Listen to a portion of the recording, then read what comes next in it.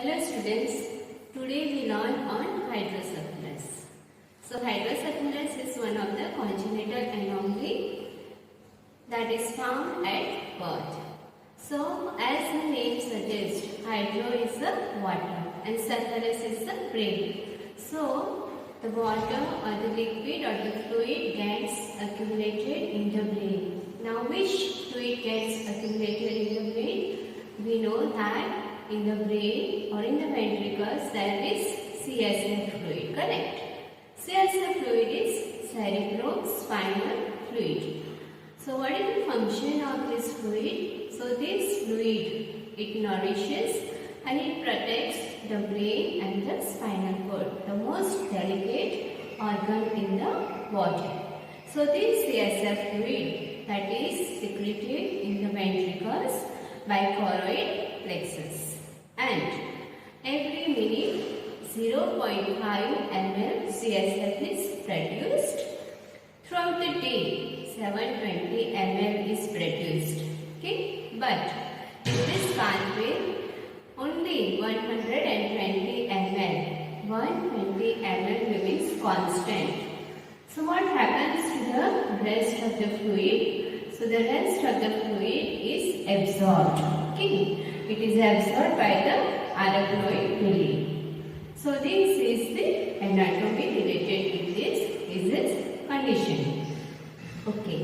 Now we come back to our topic. So what is hydrocephalus? In this condition it is abnormal accumulation of the CSF in the intracranial spaces. Already we learned the normal. Normal only 120 ml should remain circulating. But in this condition what will happen? There is some problem either with the production or with the absorption. And therefore either it is produced more or it is not absorbed. So it occurs due to imbalance between the production or absorption of the CSF or due to the obstruction in the CSF part. Okay, already we learned the normal CSF circulation. We know that it is produced in the lateral ventricles, third and fourth ventricle by the choroid plexus, and then it circulates throughout the pathway. Okay, now we come to the causes. What are the reasons why this condition arises? So the causes could be either the congenital or acquired. Congenital is those present related to the intrauterine causes. Okay, so that first is the intrauterine infections of the mother, like torch we can say. So that is rubella or toxoplasmosis or cytomegalovirus. Then the next term is the congenital brain tumor. Okay, if there is tumor during the fetal line and this is present at birth. So what will happen? The CSF lobe will be obstructed. Now the third cause is the intracranial hemorrhage. When there is hemorrhage also, this pathway will be hampered. Then also when there is some congenital malformation. Okay? Malformation in the structure of the brain. For example, aqueduct stenosis is there. Okay, then displacement of the brain stem or cerebellum through the foramen magnum, or when there is block in the outlet of the fourth ventricle. So these are the congenital causes. Then now we see the next causes, that is the acquired. So later on why this causes occurs. So this is the inflammation like the meningitis and encephalitis. You know, meningitis is the inflammation of the meninges due to the infection. Then when there is trauma. Trauma like during the birth, no? That is birth injury, head injury or intracranial hemorrhage. Then when there is neoplasm. Neoplasm is what? Space occupying lesion. Means maybe we can say that tuberculoma, okay, or choroid plexus papilloma. So all these neoplasms, tumors. Okay, when tumors arises in these ventricles also, this condition can occur. or chemical related. In chemical related, you can say that when there is hypervitaminosis, especially vitamin A. Then connective tissue disorder is there. Okay, then there is mucopolysaccharides are stored in the brain. That time also this condition can arise. So these were the causes. Okay. Now let's see the types. Okay. So depending on the cause, the type will become. So the types will be, mainly there are two types. One is communicating hydrocephalus and second is non-communicating hydrocephalus. As the name suggests, communicating hydrocephalus means there is failure in the absorption of the CSF within the subarachnoid place. Means there is any obstruction, there is any tumor, okay? The structure is okay, but something is wrong with the absorption of this CSF. Now the second is the non-communicating hydrocephalus. So here what will happen? That is some obstruction of the CSF flow, and this obstruction could be due to the neoplasm, some tumors and so on. Okay.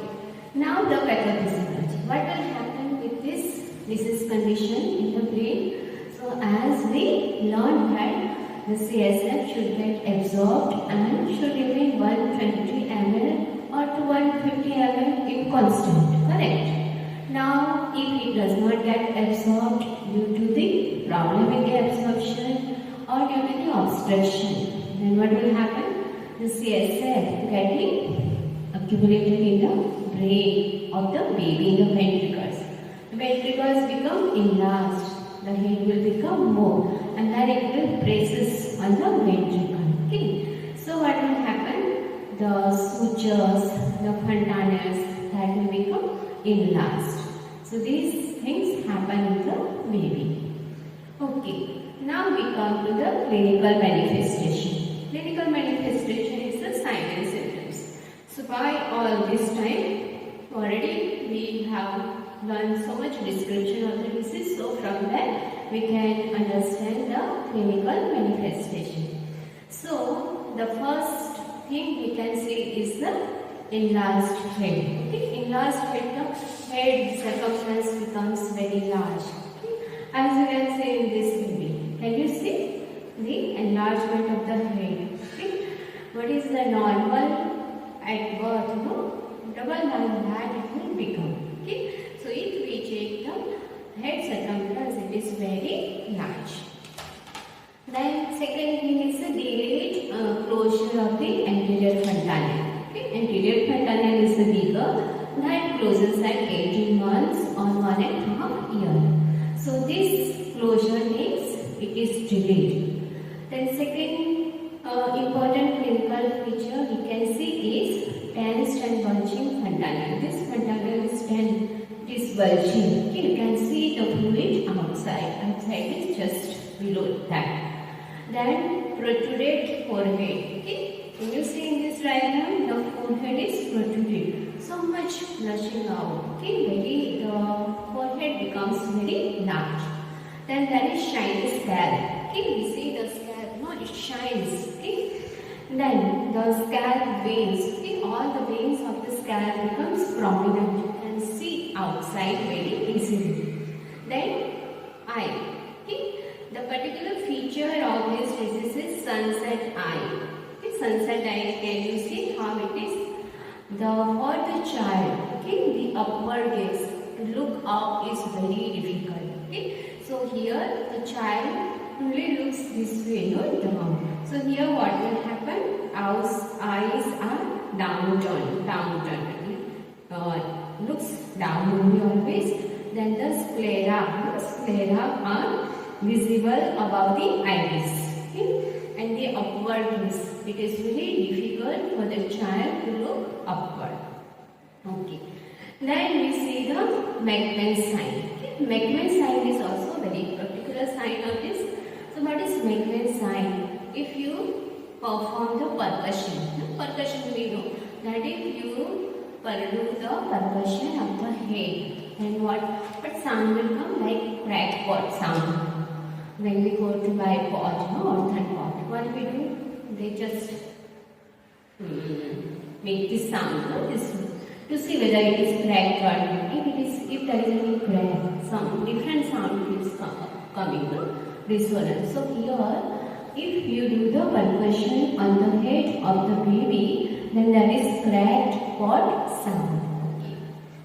Then also there is sign of the increased intracranial pressure. So which are, how we can understand that there might be increased intracranial pressure. So there is nausea, vomiting, child will be restless, irritability, then high pitched cry, then decreased pulse, respiration. So all these are the signs and symptoms of the increased intracranial pressure. Okay. Now we come to the management. In management, what we can do? There are two main management, medical as well as the surgical. So in medical, what we do is management depends on the specific cause, okay, associated with the malformation and severity of the condition. So depending on the cause means if there is any neoplasm, if there is any tumor, what the first thing they will do? They will remove the obstruction. They will incise the tumors and so on. Okay. In medical management, the first thing they can do is, this is just temporary management. Okay. In that, they can withdraw the CSF fluid via lumbar puncture. Can perform the lumbar puncture and some of the CSF fluid can be removed out. Okay. The second management is the tablet, the medication. In that, tablet acetazolamide or Diamox to reduce the CSF production. So that is the diuretics, so that we can give. Also you can give the isosorbate to reduce the CSF production. So these were the medical management. Okay. We come now to the surgical management. Surgical management, the most popular is the shunting. Bypass shunting is done to divert the CSF from the ventricle into any compartment of the body. Okay. So there are mainly three famous shunting. Okay. In that, the first one is ventriculoperitoneal shunting. Ventriculo, from the ventricle, a catheter is passed and left in the peritoneum. So it is called ventriculoperitoneal shunt or shunting. In short, it is also known as VP shunting. So here what will happen? From the all this abdominal tissue in the peritoneal cavity, the tissue will absorb all the whatever extra CSF will come from the ventricle. So that is the ventriculoperitoneal shunting. In short, VP shunting. The second shunting is ventriculoatrial shunting. As the name suggests, atria. So here what we will do? The catheter, silicone catheter is passed from the lateral ventricle and that is brought and left into the ventricle. So here the CSF will get mixed with the circulation.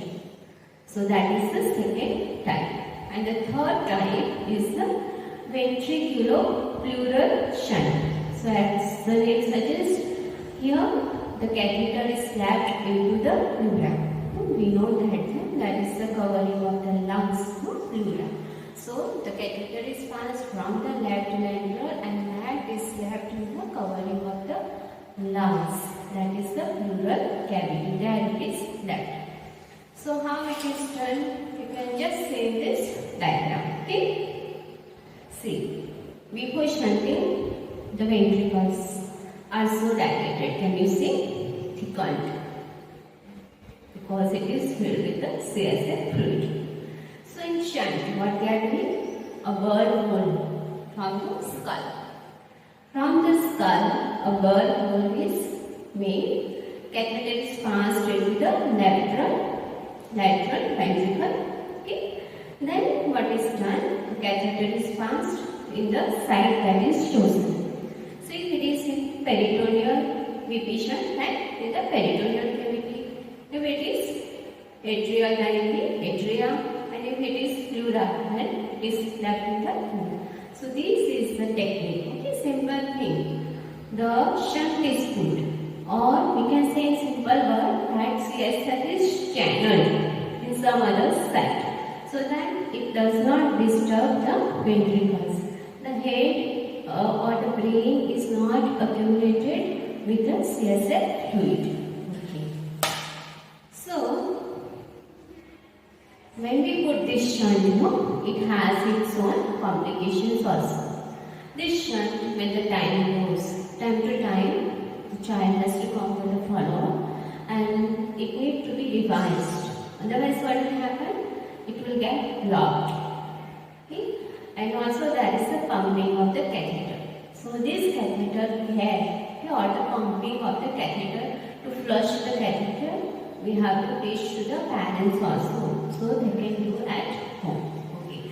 Now we come to the nursing management. Okay. So nursing management is very important, just like any disease condition. Okay.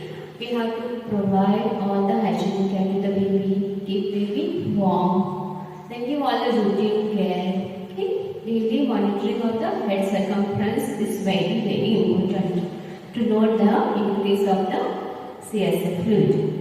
Then assess the status of the fundamentals. Okay. Then assess the level of the consciousness of the child, vital signs. Then increased intracranial pressure.